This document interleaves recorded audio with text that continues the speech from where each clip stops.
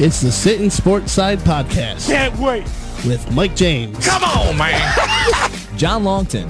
Take that for data. Cody Marshall. Did you just get here? Can you give him your notes? And Eric Hanman. I have dedicated my life to this team, okay? On 1045theteam.com. And welcome into the Sittin Sportside podcast right here on 1045theteam.com. I'm Eric Hanman. And I know we have this really good long intro. Sounds like we got 4 people on some mics right now, but in today's show, we really only have 2, and that is myself, like I said, Eric Hanman, and Cody Marshall, the newest member of the Sittin Sportside podcast. So, Cody, I'm glad that you're here with me today talking some sports. And you know, one of the good news before I let you talk, because, you know, I don't like to let you talk. It's usually just, I like to let you talk for maybe a few seconds here or there. So, the good news about having you on the podcast today is it gives us a chance to talk about some other sports that maybe, not to put down anyone else who has been on our show, but, you know, Mike James and John Longton, who have been on the show before, would admit that they don't know as much or don't care, if you will, as much about hockey, tennis. And so the good news about having just me and you here, we could focus on those a little bit. Well, obviously, we're going to try to talk about the NBA. I know that you're maybe not as caught up on the NBA. You pay attention to some circumstances, but we'll bring up the NBA as well and some MLB stories, all packed into an hour, maybe a little less, maybe a little bit more. We'll see how it goes. Maybe Cody. a lot less, maybe a lot more. He's not imaginary. Here he is. So how you doing, man? Good. So a lot of news coming out recently in the tennis world, and surprisingly, you know, you brought it up, and I was like, you know what? I thought it'd end up being random here bringing up tennis, but you wanted to talk about your situation, and the one that I thought was interesting, mine's on the women's side. We see so many instances in sports where a controversy comes out, and all of a sudden you're asking every other athlete in that sport what their opinion is of it, and some who maybe don't have a favorable view on it, and all of a sudden go up against that person, and there's not really a lot of headlines. Well, this one, so in 2016, after the Australian Open, Maria Sharapova announces she's going to have a press conference, and a lot of people, because of situations that were going on, not necessarily winning majors and stuff, a lot of people beforehand thought maybe she was going to announce her retirement. And all of a sudden, she comes out and announces that while at that tournament, she failed a drug test because she tested positive for meldonium, which was a substance that had been added to the list of banned substances by the World Anti-Doping Agency January 1st. So that's rough in the first spot. I mean, This isn't something that, like, okay, she probably knew about it, but at least it was something that, okay, it wasn't on the list when she may have started taking it. Am I wrong in saying that I would think, wasn't it for some kind of heart condition? I don't know. It could have been, because I can't see, when I look at Maria Sharapova, when I see her, career resume, I don't look at her and I'm like, oh, wow, yeah, she's cheating. And I really didn't have that. I really looked at, this is one of the things I looked at, and I was like, you know what? It happened to be added to the list. She was taking it maybe beforehand, got caught, oops, whatever. Yeah, meldonium is an anti-ischemic drug, usually prescribed for heart conditions. So I don't know if that was what she was taking it for, but that's what I would imagine she would be taking it for. So that's why and I don't know where you stand on this, that's why I wasn't that, because of what you were saying about it was recently on the new list. I didn't have as much of a issue with her coming back and playing now. And we've seen a lot of tennis. It's not just, you haven't brought up the person yet that we're going to get to. It's not just that particular individual. It's been other people speaking out this on both sides, men's and women's. Right. But continue. And so this was the one time where it's been a doping situation where I did not really look at her and like, you know what? I really don't want her to see her compete again, because like we've said, it just seemed to be like a happenstance kind of thing. Gets added to the list. Maybe it was overlooked, whatever. Anyway, she gets banned. Originally it was supposed to be 2 years. It was reduced to 15 months. She came back. And she's trying to get ready to be able to play in Wimbledon, right? I believe it's the French Open. She wants to get into the French Open, but she's going to need a wild card to do it. Right. And so a lot of the story leading up to it has been, they've been asking other players, what do they think? And Jeannie Bouchard, who a couple years ago looked like she was going to be the next phenom, she was in the, I believe, 2014 Wimbledon finals against Petra Kvitova, lost that one, and then all of a sudden she just fell off her high horse. She's the new Anna Kournikova. Maybe. I mean, as a fan of Jeannie Bouchard, it is frustrating. I mean, I'm glad I don't really go through this with team sports because you'd watch her tournaments and you're like, it's tough. She's got to win. And then she'd lose, and you're like, okay, well, when's Jeannie coming back? The actual, like, the winner. She fired so many coaches. She finally comes back. Anyways, they interview her, and she calls Maria Sharapova a cheater and says she should be banned from the sport. And now, because of what has happened in Jeannie Bouchard's career, everybody's looking at this as, no, this is just another publicity stunt because, she's out of the... She's a nobody in terms of tennis, so she has to go off and do things. She's got to lose bets on Twitter, so she has to take someone out and I know a lot of people were in the new Sports Illustrated swimsuit model, but she's doing that stuff too, and then she has to make headlines here too. She's attention hungry, in my personal opinion, Jeannie Bouchard, and that's what she's continuing to do it. But here's the thing. In this circumstance, by being one of the more vocal, and if not the most vocal, out on Maria Sharapova, who is. So she's just got so much more on her resume than Bouchard would probably ever have. Ever. So to this point, I agree because they face to this point, but I think ever too. I agree because they face each other, and up until this tournament that just occurred, I believe it was in Rome, Jeannie Bouchard had never beaten Maria Sharapova. So she goes into this press conference, says she's a cheater, she should be banned from the sport, comes out, and by happenstance, Jeannie Bouchard wins her first round match. Who she got in the second round? Maria Sharapova, and apparently Jeannie Bouchard was getting texts from other players in support of what she had said about Maria Sharapova. She goes on to win the match in 3 sets, and then follows that up by beating the number 1 seed in the tournament, Angelique Kerber, before finally falling she retired. I mean, she was in injured. 2 sets, but I mean, it was Madrid. It was the Madrid Open.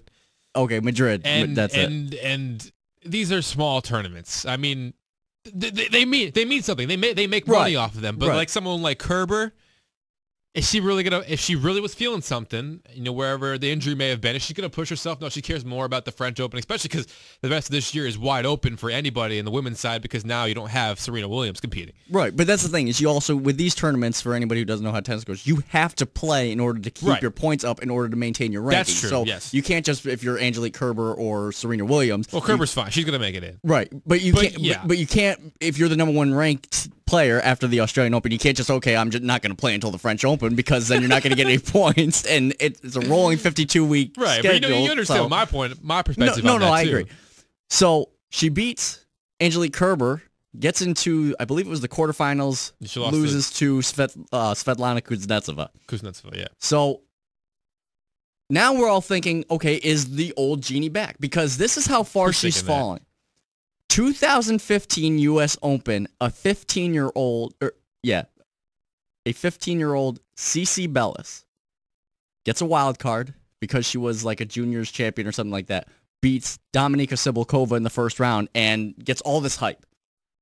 15 years old. Everybody's waiting for her to come on tour. Cece Bellis has passed Jeannie Bouchard in the rankings before that Madrid tournament. That is how far in the rankings Jeannie Bouchard has fallen. It's like she's like 56 now or something like that. Cece Bellis is now 51 or whatever. So if she can bounce back, that's impressive. But I'm amazed at the fact that she stated her mind on Maria Sharapova and then goes out and beats her. You're impressed? Is that what you said? I'm impressed that she beat her after what she said about her. Like, I mean, it would have meant absolutely nothing if she said, oh, she's a cheater, she shouldn't be banned from the sport, and then lost to her again. Right. But now that she's beaten her, she's getting support from other players. In what capacity in terms of what, though? Support as in? As in they believe that Maria Sharapova should be banned from the sport. Now, I don't feel that way. I think it was, I don't think we'll ever see it again where Maria Sharapova gets suspended. I think it was a one-time deal. I think it's a different circumstance than other doping things. Yeah, this doping to me doesn't really make any much sense. And it's especially because of what this thing does. It probably helps her heart, I guess. Right? This heart, because what does this drug actually do? Because when you look at something like baseball and their steroid situation, it's pretty straightforward. The dude's just trying to pack on mass so he can hit the ball harder or recover from an injury like Andy Pettit was a big reason why, or be able to throw the ball harder. in this circumstances, it can maybe get a harder forehand, I guess. But this drug in particular, it's not a human growth hormone. It's not something to do that. It's something for her condition, a heart condition. So maybe she did have a heart condition, or maybe she was taking it to help out, being able to help breathe better and be able to have more stamina. Exactly, and that's the only thing that I can think of, because you think I gained such a huge amount of respect for tennis. What's the biggest doping scandal in the history of tennis? Anything? I mean, nothing. I really don't know. I'm not the biggest historian in this sport. This is the biggest. I feel like this isn't even a major issue in it, because the tennis was facing a lot of heat when you heard the story come out that people were taking bets to lose matches. People like, and especially big names. Novak Djokovic was accused of it, and he said that he didn't do it. And I mean, I get it. You get a lot of money from these people who are telling you, "Hey, throw this match that doesn't mean anything. It's not Wimbledon. It's not the U.S. Open. Whatever. Right. It's just a random ATP 500 or whatever." There's that one, and then we had the stabbing of Monica Seles. Just a lot of random instances in the history of tennis that I feel like doping isn't even really a concern, and this is just an isolated incident. And I don't understand where these players are coming from either. And what do they know something about it? Do they know the pros and the positives of doing this? And it's such a big deal to them that they couldn't have that advantage, that they don't think that Maria Sharapova should be able to play again. That's how bad taking this drug was. It just seems like a lot of maybe people just don't like her. And that's not where they're coming out for. The worst thing people talked about Maria Sharapova was her grunting. And I get it. You're listening to it on TV. It's kind of distracting. Just mute the gosh darn TV. Like, would you really care about the commentary in tennis? Sometimes you just got to listen to Chrissy Evert say good tennis after a really long rally, because that is literally the only thing that you get. Like, it can go 24 shots back and forth, and I guarantee you, I will bet the house, one of the commentators is just going to say good tennis. That's all that they ever say. Good rally. What a heck of a volley there. Yeah, come on. So if that's what people are really worried about, is their grunting. Come on, that's just right. But I guess it's good to have some rivalries now, though. I guess. Exactly. But it's hard for someone, and like you said, it's actually impressive that she did win, and she, like, Bouchard held her end of the bargain, and to make herself look better and not look even worse if she had lost in this. But still, I just think that she has no credibility. I don't know if credibility is the right word, but her recent performances have not backed up yet. Who is she to call out Sharapova, who clearly has had more success in the sport so far? Right. I know Bouchard is only 22. She just turned 23 years old. So she's got a long way to go. If she really wants it, she can get better and whatnot. And maybe she is playing better tennis. She got to the quarterfinal, but... and that's the thing that we've seen every time Genie Bouchard has made a run. That same U.S. Open with CC Bellis, Genie Bouchard finally went on a run, makes it into I believe it was the quarters again. Was supposed to play Roberta Vinci. Had also decided she was going to play mixed doubles with Nick Kyrgios. Slips in the locker room on a puddle of water, gets a concussion, has to withdraw from the tournament. Who is this now? This was Genie Bouchard. Okay, this was when she had made the run, and then all of a sudden, since then, she really hasn't done a whole lot, and all Genie Bouchard fans are still waiting for her to make that big comeback, because people thought when she was at her highest game that eventually if Serena were to retire or something, she would potentially be a future number one. Well, Kerber. It's all Kerber now. It is. But what I'm saying is Genie Bouchard at the time was 5th in the world. Right. And people thought that she was. Her and Raonic, I feel like, are these two Canadians that were going to come and take the tennis scene by storm, and they both kind of disappointed. And that's why I kind of wanted to twist it over here to the men's side, and in terms of, and we'll get to the bigger story in a bit, but there really hasn't been, and we saw Federer win the Australian Open, there really hasn't been, and obviously Djokovic is one of the top three now. It's Djokovic, Nadal, and Federer, but no one else has really kind of, besides Andy Murray. I know there's like, what? You're dissing my man. My favorite. Basically, what I'm saying is, it doesn't feel like there's that much competition. It's someone like Federer can win. It's the Big Australian Five, Open. man. I know it's the Big Five. It's the Big Five. It's Murray, it's Djokovic, it's Federer, it's Nadal, and it's Stan Wawrinka. Well, I don't know if you could say that. ESPN was saying it.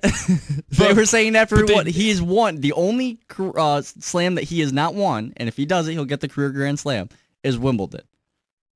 And he's the only person to beat each of those 4 guys, I believe, en route to a major win at one point or another. Not in one whole tournament, but this is something that I would have liked to have seen him do was beat. I know it's hard to say this, but I feel like this is the end of Federer's line in terms of the next year or two. So usually you like to see the next guy on line continue to actually put a beating to the older guy. And Federer beat him pretty easily. I don't say easily, but pretty well in the Australian Open. I haven't really gotten that vibe of he was going to be the next great guy. It's kind of maybe by default. Djokovic has really been playing bad recently. Is it Nadal? No, so now go to the bigger story. With Federer saying he's not going to play any of the clay court seasons, which I think is a big move, and I think that's a great move for him because just maybe by pure record-wise and who we going to go up against, especially because Nadal plays his best tennis on clay. It's just I commend that move a lot, but do you think Nadal is the favorite now? He won the Madrid Open. He's extremely good, exceptionally well on clay. Do you think it's his French Open to lose, or is one of your boys, Wawrinka there and Murray, and then we'll see if Djokovic can bounce back? Are they going to be more give him an actual competition? I think that because of his recent performances in these last few tournaments, he got to the Australian Open final. So he did that. That's why I have no problem with seeing Nadal, Federer in that final, but just to me, they're 2 guys on their way out. Where are the guys who are going to be coming in? How come they weren't, in the final? That's just kind of how I feel about it. But I don't mind seeing Nadal and Federer because it brings me back to a few, 4 or 5 years ago, and that was amazing. Right, and this is what I was going to say is because of his recent performances, you've got finalists at the Australian Open. He just won the last tournament he played against Dominic Thiem. Rafael Nadal's back. I mean, if you had asked me this a year ago whether I thought he'd be the favorite in this tournament, I'd say no. Not because coming into this tennis season, in terms of the Grand Slam season I'm talking about, I wouldn't have said. I would have maybe given you one. If you would ask me if Nadal or Federer were going to win a Grand Slam, okay, maybe one of them will get one. Right. Nadal already got, Federer already got one, and I would have to imagine the way he's playing tennis, and with Federer obviously sitting out, and then his history and his record on clay, Nadal seems to be the favorite going in the French Open. So both of them are going to get a major in 20mph. That's pretty. It's certainly looking like a possibility. Yeah. Someone like Tsonga, and Kyrgios, who you mentioned. I want to see someone like him. I don't want to see make Kyrgios a statement. win. What? I'll take anybody else over Kyrgios. I get it. He's a young guy, but I love the way he plays tennis. Oh, I can't stand it. And someone like, I know you're going to laugh at me for saying this, but I want someone like Gael Monfils, come out of the win and actually be very competitive and see him in a semifinal or a final. That'd be really fun to watch, but it's just kind of getting to me. I don't want to say boring, but to see the same guys over and over, and there really hasn't been a streak of it enough for me with Wawrinka or even Murray. Murray hasn't had that stretch of dominance that I would like to see. Like you've already seen it from Djokovic. Yep. But now he's fallen off a little bit. So there's really a window here for someone else, especially with Federer sitting out. There's a window here for Murray and Wawrinka. Yeah, and anyone else who wants to come up, like I mentioned, Raonic, Milos Raonic or Dominic Thiem. I think Dominic Thiem's having a heck of a year, and I think it's a matter of time before he finally makes a run at one of these Grand Slams. Back to Nadal. Every year at the French Open, he's a favorite, only because of his track record on clay. But these last few years, he's also been, I felt, of the big four, the most vulnerable in the first few rounds. Like usually you're able to look at guys and be like, okay, he's going to be able to go through to the fourth. Just lost in the was the first round? No, second round, I think. Right? To Borna Coric, who is supposed to be an up and coming star, but he hasn't really done anything either. He's hovered around the 40s and 50s. But that's still not great. No, it was a second round matchup, right? And that's the thing this is the thing that has amazed me about tennis is you get guys who you can beat someone 15 times in a row, and then all of a sudden one time they're going to go out and beat you, and it's the biggest news in the world, especially if it's on a Grand Slam stage. Now, I've always had this question before we move on to a different topic. What's your take on the smaller tournaments like the Madrid Open for the men's side? Because for the women's side, it's the same. It's 2 out of 3. But for the men's, it's one less set. Is it, is it more of a challenge or is it less of a challenge? I think it's more of a challenge. I think it gives a greater advantage to the lower seeds because now all of a sudden, whereas at a Grand Slam, if you're the higher seed, you're the ranked player, and you lose that first set, you have the potential to force it to 4 and just find a way to turn it around. You lose the first set at one of these lower tournaments, and you've got to turn it around quickly because if you lose the second set, you're done. And not only that, but the tiebreakers, if you're only in the second set, you're only going to 7. You're not going to where you have to win it by 2 games in that one. So I think it makes it an even playing field or a more of an even playing field. I look at it as less of a measuring stick for the Grand Slams, though, too.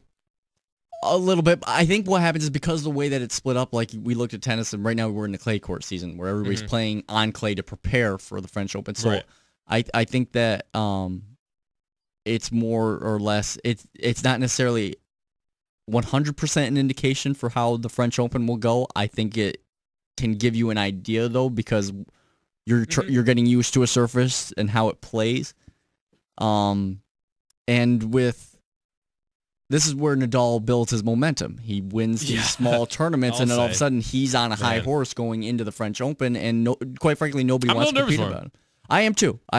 Because of now it just feels like it's his. With Federer bowing out, it just feels like it's his. But it's never that easy. It's not. And I thought everybody felt that the Australian Open was Djokovic. And a lot of the tournaments, everybody does feel that way. And you look at especially when the draw comes out, because everybody predicts, okay, well, who's in whose quarter and everything. What are the potential high seed matchups?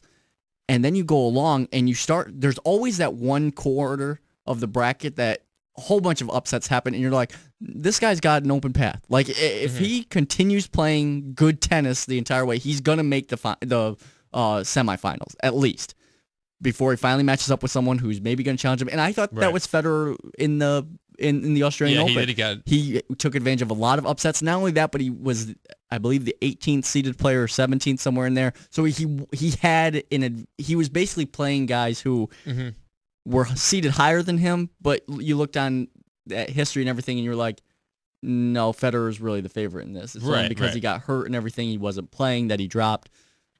Now, here's my question. My last question. I said the last one. My last question. I like to think now that Serena's bowed out in terms of 3, the next 3, at least the next 3. We don't really know what her plans are past, hopefully a healthy pregnancy. What about her sister? Because I feel like the only person the last time Venus has, last few times from what I remember, that she has been in a final, it's always been against Serena, or at least she's lost in a semifinal, right? She lost in the semifinal of Australia to Serena. So does this open up a possibility? So Serena beat her in the final. Serena beat her in the final, but before that there was a semifinal, I believe, that she had lost. The U.S. Open? I believe so. And I think she lost it to Madison Keys. I think. I'm not 100% sure. I'd have to look that up. But Venus is tough because she has played extremely well in the recent Grand Slams, which I don't think anybody saw. But in the lesser tournaments, I feel like she goes out really easy. And so she's always hard to predict. And if she can get a favorable draw come out of it, she has. And there's no doubt about it. She's going to go down in tennis history. She's one of the best players ever to play the game, even though she is overshadowed by her sister's accomplishments. But Venus was the one who paved the way for Serena. My question to that is 3 chances. Can she get one, maybe her last one, and get back on that Grand Slam board with Serena being out, who seems to be that's how I see it. I see Serena being as the person, when she does have her runs, the person to stop that run has been Serena. I don't think so. If you were telling me right now, if I was a betting person, and I'm really not, would I bet that Venus Williams is going to get a Grand Slam this year? The answer is no. I think there's just too many other good players at the top. You're wrong. I don't have confidence in Angelique Kerber because she has had seasons where she can't find a way out of the second round and stuff like that. But who's your dark horse? Who do you like to get a possible major here?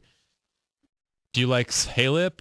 Simona Halep, she's good. I don't think she'd be my dark horse right now. Well, it's not a dark horse, but someone who you think I would like get this it. question. Because it's just like, to me, it always seems like it's Serena's to lose, and then whoever possibly beats her, like, exactly. Roberta Vinci beat her, and then loses to Flavia Panetta, who then subsequently retires from tennis. Yeah.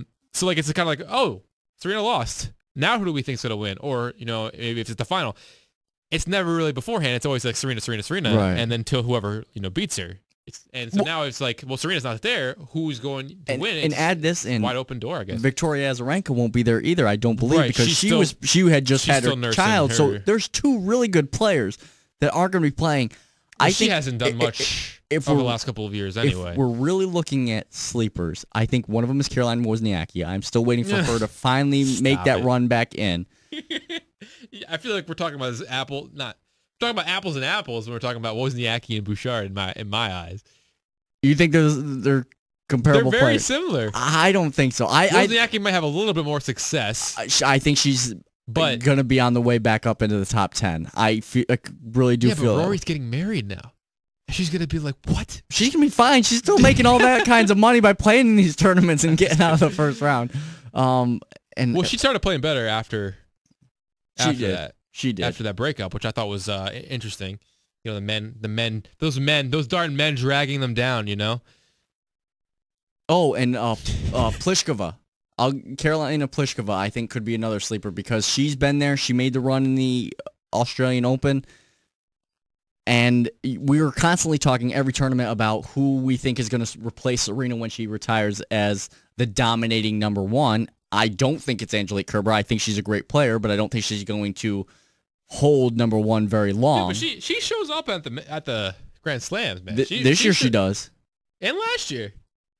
Wasn't it last year? But I'm pretty sure I believe she was decent last year, but she had a rough either 2014 or 2015. What was the year where she beat Serena? Last year. Right, it was last year. Yeah. The Australian Open, right? Yeah. And then she got to the final, I believe, in two other... Right, and that's what I'm saying. She has had good Grand Slams recently, but I believe her 2014 Grand Slam schedule was rough. The names of some of these players. I love pronouncing them. them. Let's see. Let me answer my own question here. Coco Vandeweghe? Maybe? I mean, if we're talking a dark horse, I love Coco. I really do. Then? How dark of a horse are we going? I mean, Eric, we've got people who have chances and then people who are going to... Does Madison Keys have a chance, though? Yes, but she's got to figure things out. I think she should have had at least a finals appearance by now. All right, so I'm going to give you one last chance. We're going to move on right after this. I'm going to give you a chance to pronounce this name for me. Do you have the rankings up in front of you? Yeah. So number 5, can you pronounce her name for me? Dominika. One I get. Yeah, Dominika Cibulkova. Cibulkova. That's just way too That's many. The one CC Bellis beat in the U.S. Open. There's way too many consonants in that. Oh, that's not even hard. That's not even hard, man. I can't even read it. Go to Kuznetsova. Yeah, we talked about her. Go to hang on, Muguruza. Muguruza? You don't even pronounce a Z. It's pronounced a TH. Muguruza. Where's she from? Spain. Ugh. Go to I'm looking at the rankings for the upcoming tournament in Rome. So she's ranked 12th in that tournament, but Anastasia is her first name. Her last name begins with a P and it's really long. I just want you to find it. I know how to pronounce it. I see her. Anastasia Pavlyuchenkova. Pavlyuchenkova. Pavlyuchenkova. The guy from... You mean Ilya Kovalchuk, who wants to come back to the Devils? Who's Pavlyuchenkova? Is there someone named Pavlyuchenkova? I think there was too. I believe there was. Pavel Datsuk. Yeah, Kovalchuk. Kovalchuk's coming back. That's a good good segue right there. Good segue. What a dumb contract that New Jersey Devils signed there.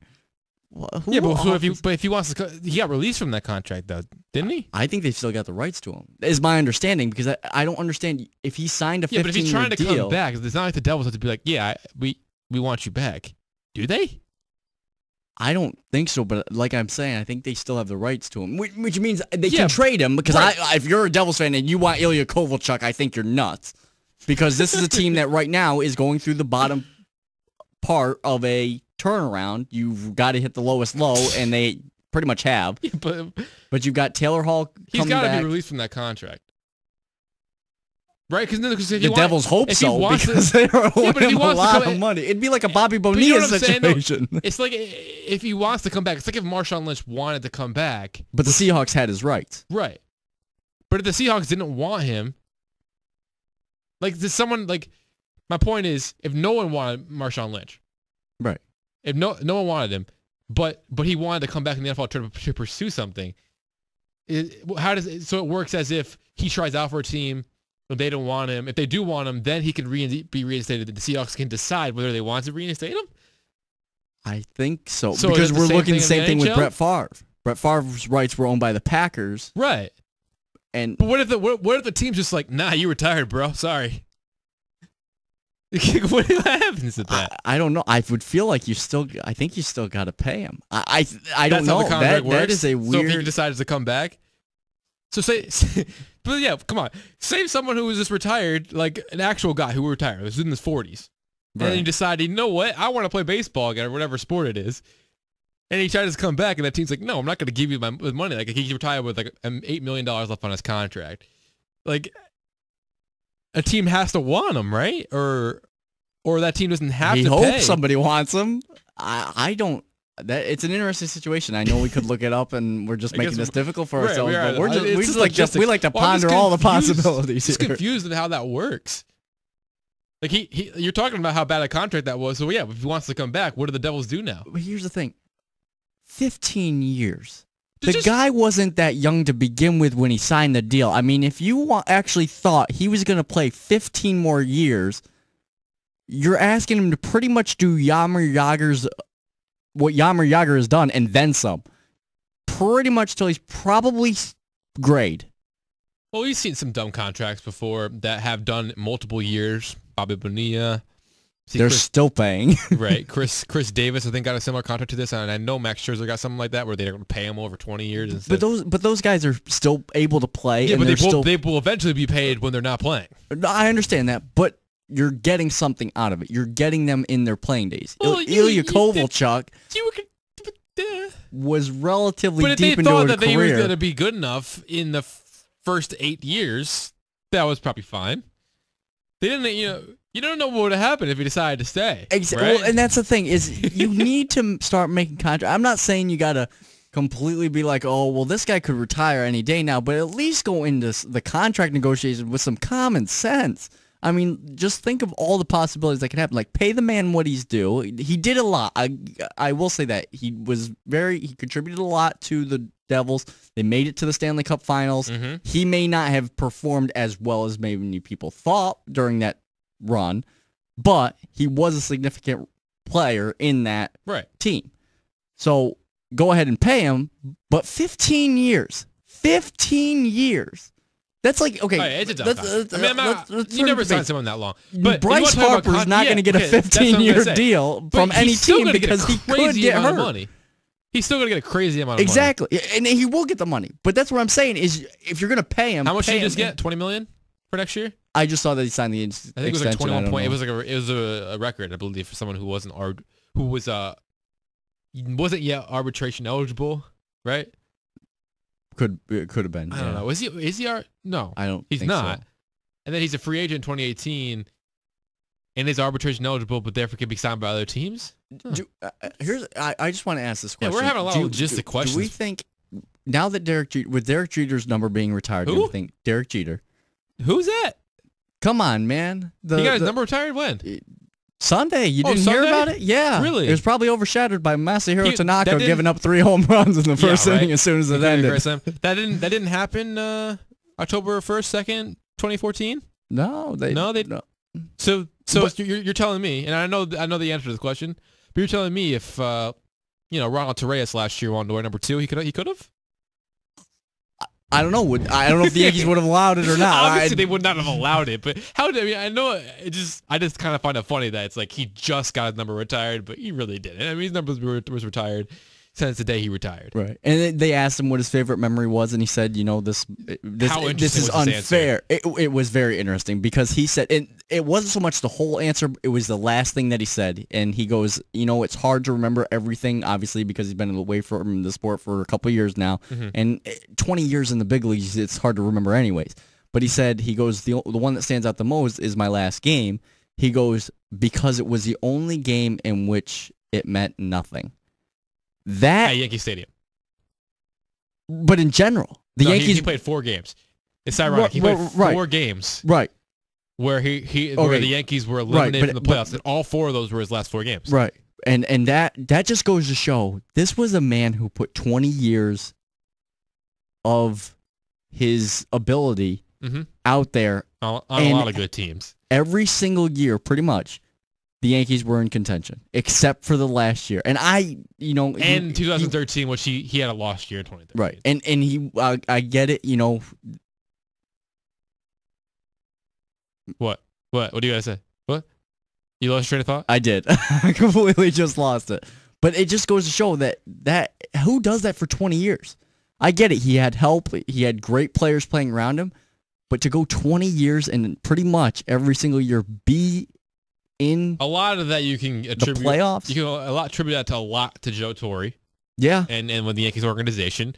I mean, no one's gonna it's an amazing stat, but no one's gonna hurt Mike Trout for only making the playoffs one. And everyone still thinks he's the best player. Right. And here's a question. He's only made the playoffs once, and he didn't win a game. Here's a question that's been raised: if Derek Jeter was with any other organization, would he be as highly regarded as he is right now? Highly regarded? Would he have been as successful as he was? The answer to that question, 100%, is he would have been as successful. Yes. I think he would have been as successful as far as what he accomplished, as far as how far 3,000 hits, 3,000 as a player. I think. I don't think he would. He would not have had as many World Series rings. That's probably true. He may not, depending on the team, he may not have any. Let's be fair. If you're with the San Diego Padres, you're probably not having a ring.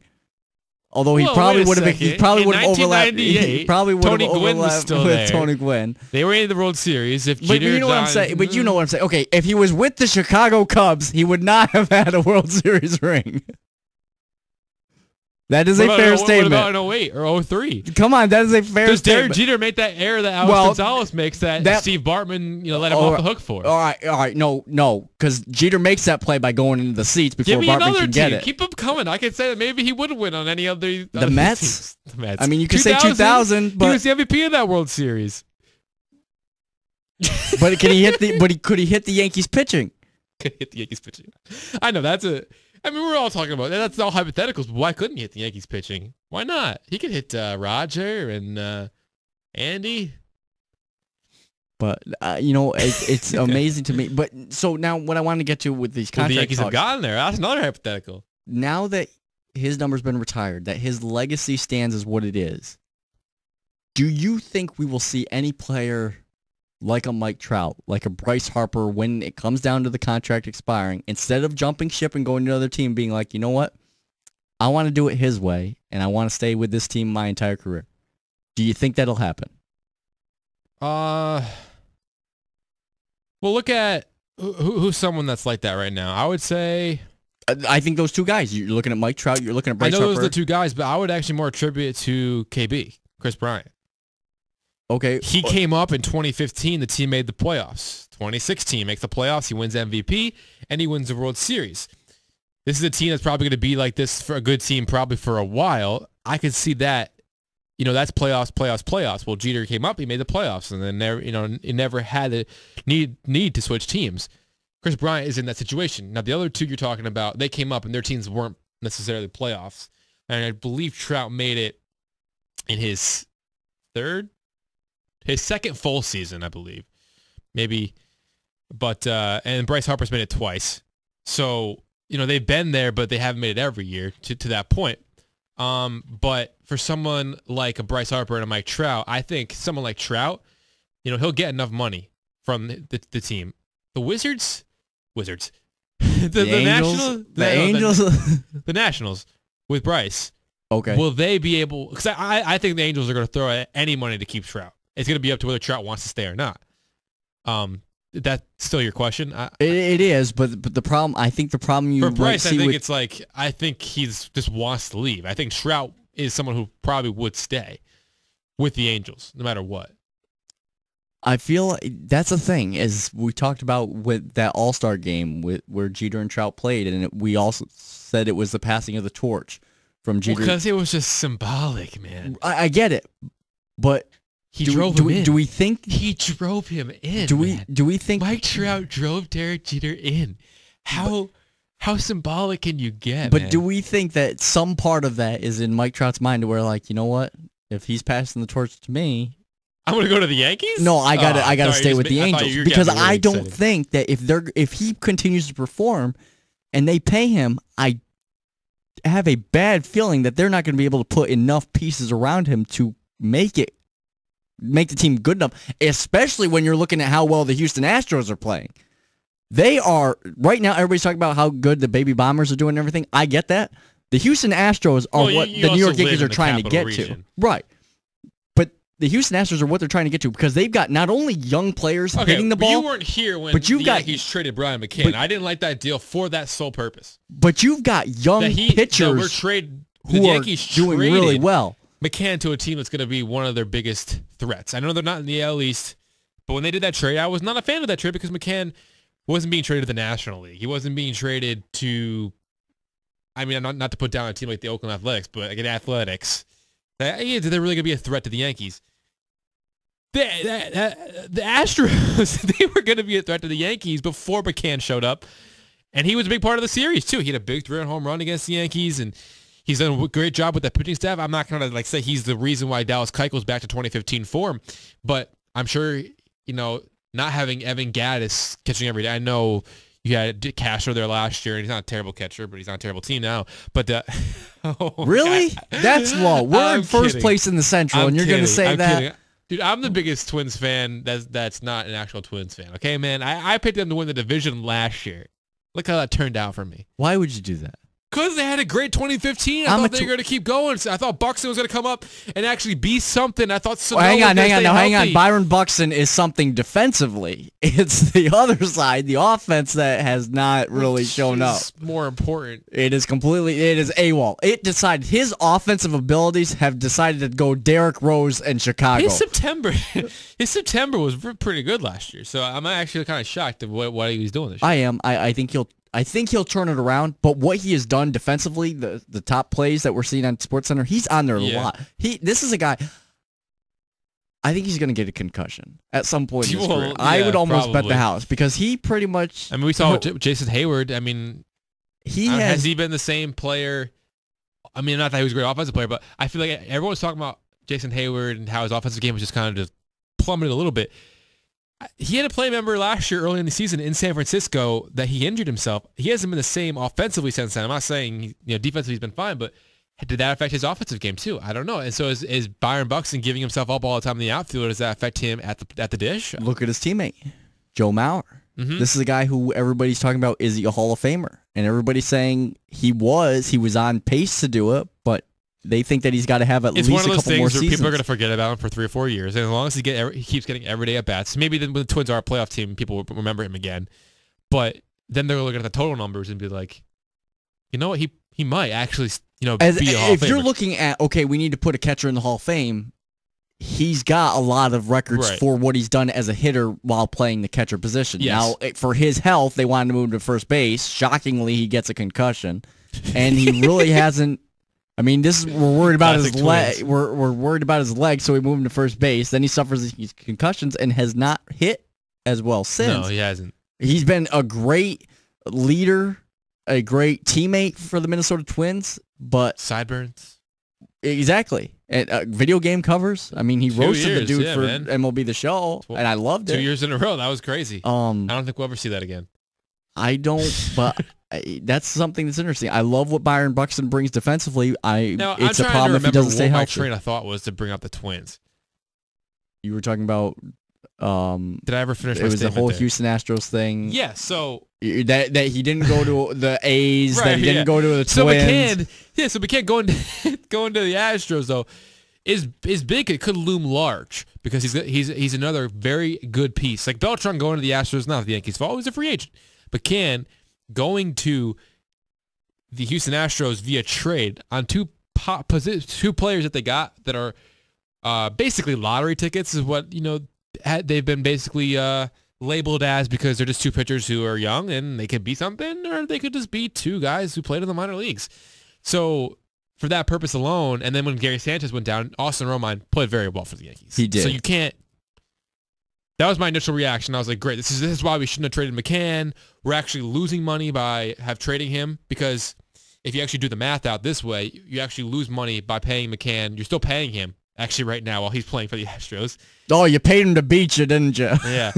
Plus the money you gave Matt Holliday equals more than what you would have paid for that 1 year from McCann. Right. So I was like, and then this is why you need him, because you could still have him when Gary Sanchez went down. Now Sanchez is back. Yankees still went on a nice winning streak. They're still really good. But that last part, the part where he's on a team that's going to be a really good, big competitor against you, is what the coup de grace is. Like the coup de grace. And we're talking about the great pitching that Houston has. And right now, think about, would the Yankees pitching be better with McCann behind the plate? And I think the answer is yes, because here's why we were talking. Romine's gotten a lot of credit. Right, but they're still young, and they're still Last night trying. with Sanchez with Tanaka, I think that actually might be. I have an epiphany. Hang on, let me finish. Because this is where I'm going. I'm going to flashback. Sanchez caught Tanaka. Tanaka's worst start of the season was the first game of the season, and when that game was when Sanchez was catching him, and Tanaka's pitching a lot better when Romine's been catching. So Joe Girardi needs to get off his behind and not start Gary Sanchez with Tanaka's pitching. You called it. Good job. But this is what I was going to say, is we were talking in the last podcast, how were the Yankees firing on all cylinders, and I said, well, no, the pitching's lacking, and we chalked it up to, okay, it's only CC. Tanaka. Everyone gets a mulligan. No, I know, but this is where I was going with it, is Tanaka. I saw his number. He's 5-2. That's great. You'll take that record. I think both those losses, Sanchez catching. His ERA is over 5. And that's where I'm going with it. Is everybody's like, oh, Tanaka's one of the best. In like 2 innings yesterday, though. And I feel like you could bet the house that he's going to give up a home run every first inning, because it seems like, yes, the house, the ranch, your car, the world, whatever, Donald Trump's bank account, whatever you want to bet, he's going to give up a home run in the first inning, because I feel like if you were to look at his game logs, there are a lot of first inning home runs. He may win the game like 7-1. The Yankees may win it 7-1. Oh, yeah. But that one run was a solo home run in the first inning. I know, it's tough, and that's what we see from Pineda a lot too, is the home run ball, and that's where you get at Yankee Stadium. We've had this conversation about Yankee Stadium.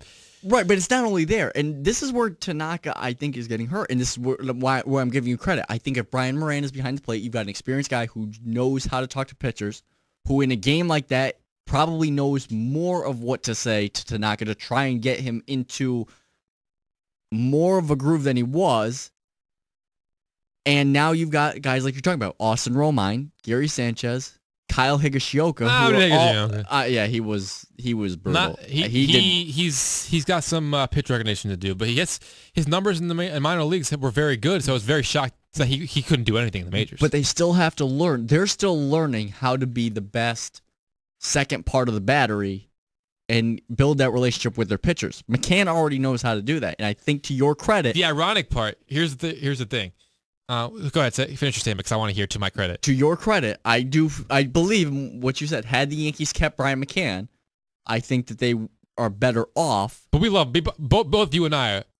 We love Matt Holliday. I mean, I love that signing too. Matt Holliday was one of my favorite players, and I know you've really commended him for. I've liked Matt Holliday, and I think he's contributed really well. And you're the Yankees. Why couldn't you just do both, man? You could have afforded both. Oh yeah, you could afford. And if not, I mean, Chris Carter as an everyday player might have been able to, be a little. You guys stole Aaron Hicks from us. We gave you Aaron Hicks. We stole it, man. Highway robbery. We gave you Aaron. If I had known this is what Aaron Hicks was gonna do, oh my goodness, we'd win the Central. We would have won. We'd have the AL Central locked up already.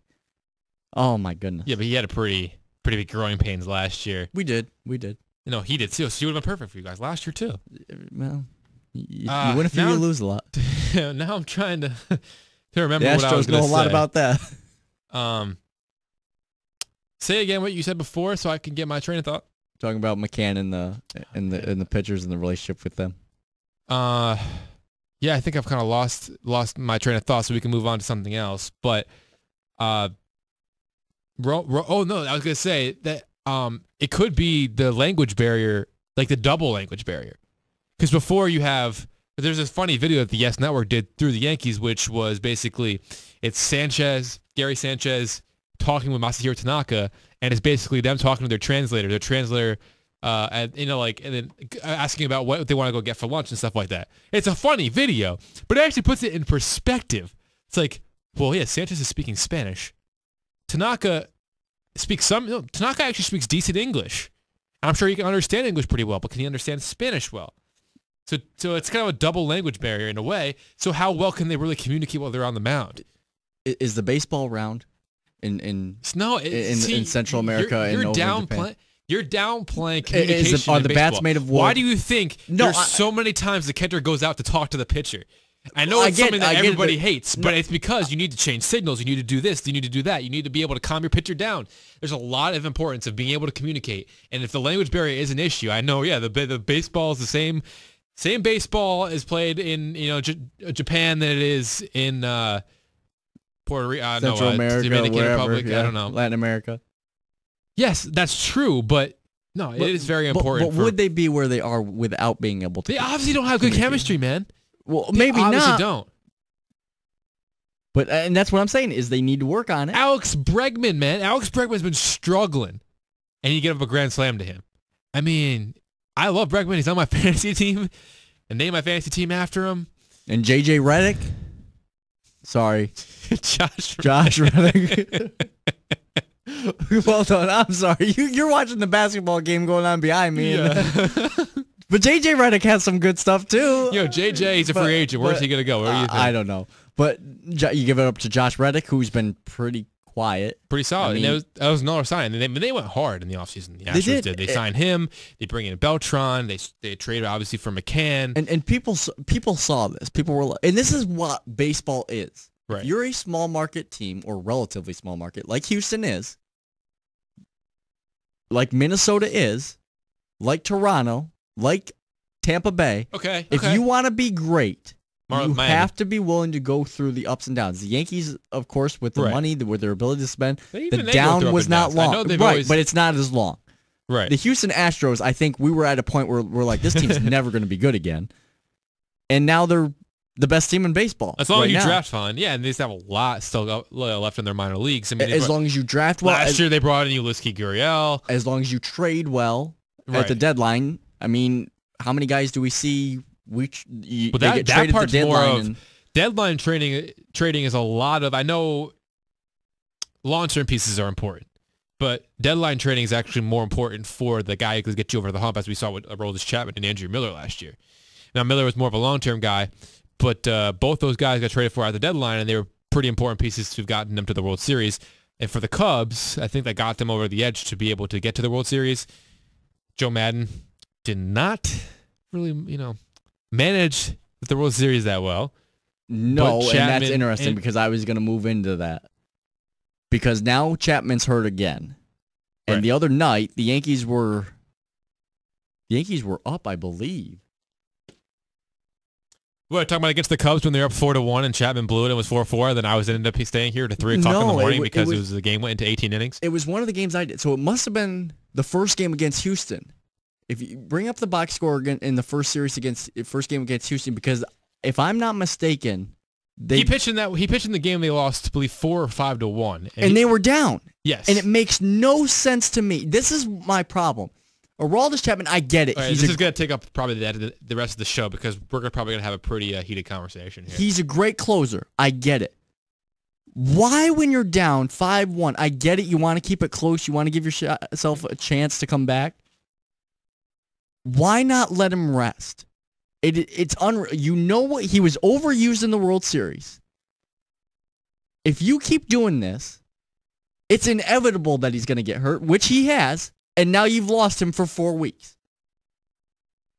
So why would you not take the loss with someone else throwing? So it was 4-1.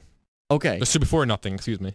So you're down 4. So you're asking for a grand slam just to get back into it. Yes. What, would you throw him? I mean, as a manager, would you throw Aroldis Chapman in that game? If he needs to get his work in, and here it is, he hadn't pitched since the blown save. Which was how many days prior? 5 days prior. He hadn't pitched in a Major League Baseball game in 5 days.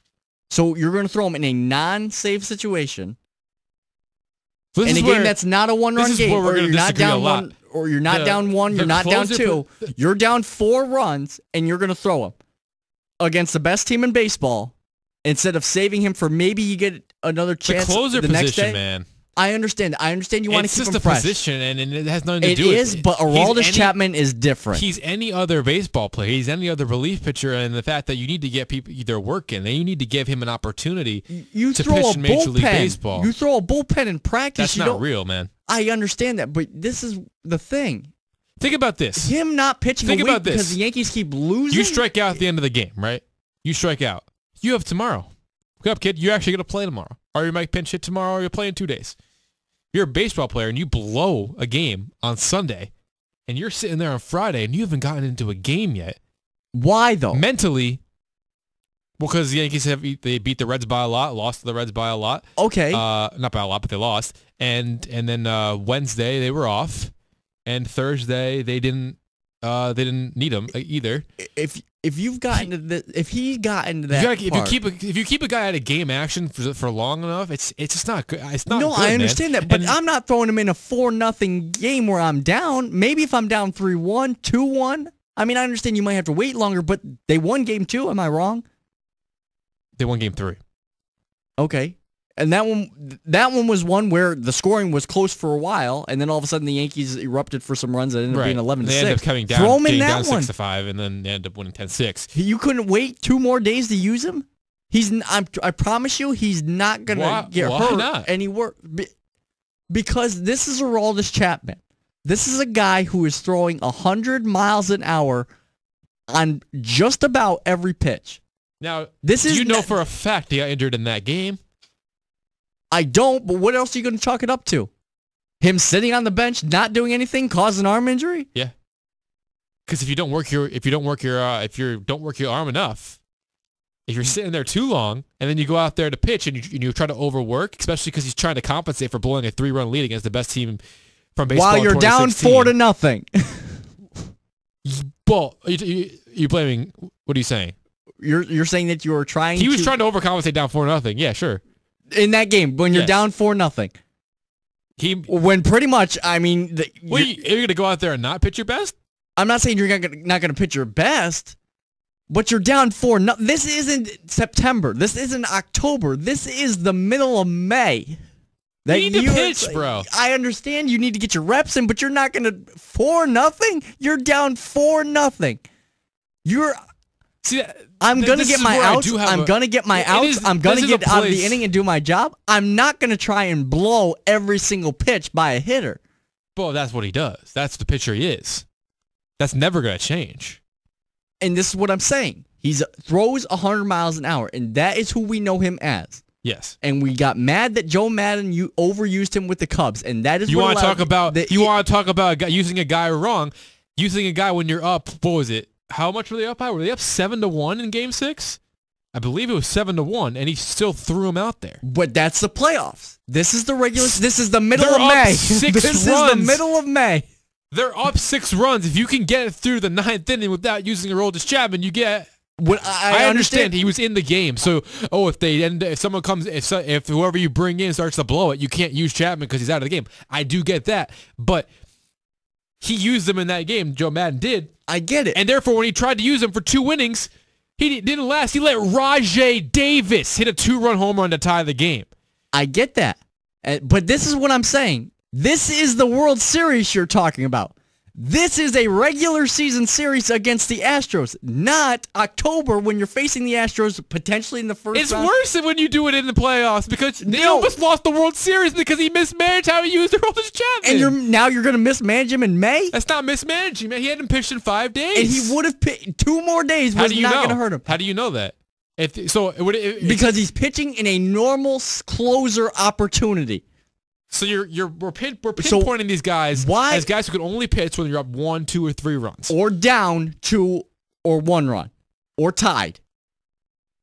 You're not throwing a closer. If that game was instead of 4-0, if that was 6-0, are you throwing They're just baseball players, man. They're just baseball players. And he's not Mariano Rivera was not throwing in that game. Why not? Mariano Rivera would not have been put into that game. Why not? Because he wouldn't have. Because he wouldn't. Because I think he was protected a lot more than Aroldis Chapman has. 2 inning saves all the time. I understand Mariano that. Rivera, in games that were closer than that, did not get injured while pitching. He got injured while shacking fly balls. He also did not throw as hard as Aroldis Chapman throws. Right. What's that got to do with anything, though? The fact that it is an arm injury on a guy who is noted for throwing very hard, and you used him in a 4-0 loss. So you're saying by using him for one time in 5 days, mind you, it's worse than pitching him like 7 innings in 3 days, in 3 games? He's not built to throw 7 innings. That's what I'm saying. This has nothing to do with not overthrowing him. You're actually underthrowing him. That's why you need to use him in the game. But you don't need him in that game. Chalk that one. I'm not saying give up, but you're down 4-0 in the 9th. And I get it. The baby bombers are constantly coming back, but you're not using Chapman in that game. Use him in the game 3 that you won 11-6. I don't think this has anything to do with what the score was. It has to do with, I mean, do you manage? I don't manage, so I can't. But do you manage a team? So do you know what goes into? I've seen people manage the guys, right, and I understand what you're saying is get him in the work in. I'm not trying to call anyone out because I'm not an expert either. But what's the expertise here of saying that there's no sense of pitching a guy in a 4-run game when he hadn't pitched in 5 days? What's the sense in it? No, yeah. What is your closer's job? I didn't say what sense. Is your Do you listen to me? I said what's the Dang, now you got the word sense in my head. But you can answer that part. I was going to say, what's the strategy behind potentially resting a guy for a whole week in terms of no baseball action? What is a closer's job? Because he wouldn't have pitched for a full week because the next day they got rained out and it would have been a doubleheader on Sunday. So he wouldn't have pitched for a full week. And now you're not going to have him for 4 weeks. Just because you pitched him in one game? I would rather take him and not pitch a full week than get him hurt. How do you know he hadn't pitched in 4 days, that he was underworked his arm, and then he got put in that game, and he was and there was too much stress on it. So you're saying that maybe he could have avoided injury by pitching sooner than the 5 days? 100%. So he could have been mismanaged that way too? Yeah, 100%. Yeah. So you're agreeing that that the Yankees are mismanaging Aroldis Chapman? No, I don't. I know everyone at the station on the Sittin Sportside podcast hates Joe Girardi, so now I feel like I have to stand up for him. But no, I don't think he was mismanaged. I think he was finely managed, and the guy just throws too hard. And that's what caused him to get hurt. Listen, if you go back to the offseason, Kenley Jansen's the guy you throw your money at, not Aroldis Chapman. I'm sorry. It's just the truth. You throw your money at a guy who knows how to pitch, not the guy who just knows how to throw 100 miles an hour, and this is the perfect reason why. But I don't know. What else do you want me to say here? I don't know. The dude. I mean, no one can throw. There's no precedent to Aroldis Chapman. I'm sorry. There's just no precedent to him. I understand that. So why are you managing him like every other closer? If he's different than every other closer, why are you treating him with the same philosophy of, well, he hasn't pitched in a while, so we got to throw him? I don't think he is. But to your point, there is no one that we've seen someone like this before. So if you're saying that he deserves different treatment, I can at least fancy that idea or consider that idea, but I don't see it as him different than any other pitcher. You hit your pitcher the way you manage any other pitcher, and if anything, I would say fine. He deals mismanaged because maybe he should have pitched earlier. Maybe you should have got him work in that Cincinnati game, or on the Thursday game against the Astros. So fine, maybe he was mismanaged because he didn't pitch earlier. I don't think it's because I think that was actually a perfect time to get in some work. I'm just saying, I think it is messed up that now he's hurt he's out for 4 weeks with an arm injury. And his last appearance was in a game they were down 4-0. Well, of course it doesn't look good. It's never going to look good, but I don't see it as that big of an issue. They're putting him in that game. I have no issue of him being in that game. I mean, maybe initially I'd be like, what the heck is he doing in the game? Fine. But when I actually put my baseball goggles on and analyze it, I'll say to myself, you know what? He hadn't pitched in 4 or 5 days. Fine, yeah, let's get him some work in a Major League Baseball game, not just throwing a bullpen. It's completely different to do one or the other. It just is. And when you have no inkling of this, there was no indication that he was hurt. It's not like the Matt Hart, or what is it? The Noah Syndergaard thing, where it's like, he might be hurt. Let's go start him. I get it. It was right. He was fine, and we need to give him some work. Joe Girardi is going to do what he thinks he needs to do on a regular pitcher who's 100% healthy. From what we think. From what we knew. We don't know if he might have been 98. We knew Noah Syndergaard needed an MRI. Right. We didn't know that Roll Chapman might need an MRI. That's two completely situations. If we're talking about mismanaging, it's 100% Terry Collins and Sandy Alderson of the New York Mets pitching a guy who should have got an MRI. No, I'm fine, guys. I don't need an MRI. I know my body. I'm Noah Syndergaard. I know my body. You don't know your body. You're at what? 2 months? Chapman here, they didn't know. And then he comes and they pitch him, so you got to get your work, normal work. It's like saying, I was going to pitch him today regardless. I mean, that's probably what Girardi does. He probably says, I'm probably going to pitch Chapman today regardless of what the score is. And that's what ended up happening to get him some work. Chapman, that game where he says, I'm going to throw him anyway, and it's 11-0, all right, I'm sorry, but you're not throwing him that day. And if you do, you're 11-0, yeah. I mean, I would probably maybe favor you there. But this is what I'm saying, is 4-0, this kind of, it's a marathon season. And at 4-0, you're pretty much like, nah, we're probably not coming back in this one, so let's not use him. But they go ahead and use him. Now he's hurt. That is what I'm looking at. That's hindsight. That's Monday morning quarterbacking. That's, But that's the thing, is who uses a closer. This is what I'm saying. In rare situations, that's why I've ever seen a closer. I'm actually starting to favor the fact that I don't like the word closer anymore. Like I'm starting to feel that way, but I don't like having a guy who needs to have this. Everyone thinks that, if you pitch him in this circumstance, it's no big deal. But when you pitch this guy, because he's just a relief pitcher, he's just a right-handed pitcher or a left-handed pitcher, no big deal. He pitched in the 9th inning up 4-0. Oh, but this is a closer. Oh, you got to treat him 100% different, and he doesn't deserve to have work when he hasn't worked in 5 days. So you want to call him the short reliever? We got middle relievers, we got long relievers. We'll call him a short reliever. Yeah, sure. Sure, why not? Because I feel like the analyzation, just because he's the closer, he needs to be treated differently. He's the most valuable pitcher on there money wise. If you said that to me, agreed. Not for the word closer. If you want to rework this whole thing, this last 13 minutes of our argument, and put the thing, he's the most valuable pitcher in that bullpen money wise. But what you said, agreed. Period. The end. Podcast over. But as you said, there's no precedent to him. Right. So this is what so like you've said, so maybe you don't want to call him a closer. Okay. Maybe he does. I think he is more important than a closer. Because of what he does, what he brings to the table compared to everyone else in that quote-unquote closer. I personally role. believe he's the most overrated relief pitcher in baseball. And to use the word closer, most overrated closer in all of baseball. We saw it last year in the playoffs, and I know Andrew Miller gave up a run in the World Series as well in that Game 7, but we saw it. I mean, he's not a guy who's going to get you Mariano Rivera. He's not. He's a guy who's only going to be able to throw an inning here and an inning there, but be one of the more dominant innings, sure, because he throws 100 to 104, possibly, and then you sprinkle in a 85-mile-per-hour slider. I mean, yeah, that's going to be pretty tough to hit. But stamina-wise, we know he's not going to be able to do that 100%. We saw that in the World Series last year, and the mismanaging of him there is the reason why the Cubs almost lost that World Series. I'm willing to accept that he is an outlier and he deserves to be managed differently, but I'm also willing to. I also personally believe that Girardi was fine. I don't mind what he did at pitching after he hadn't pitched in 5 days. Was the score not what I wanted it to be? Sure, it does. It does, give your argument a little bit more credence because the score wasn't closer, but it was close enough to get him some work. And man, anything else to say on this topic? That was a whole bunch of nothing. 15 minutes. It filled some time. It did fill some time. I think we're getting up at hour 9 here. See, I knew. No, an hour 09. Sorry. Right. I figured we'd be 9 hours. Well, we've been going for a while.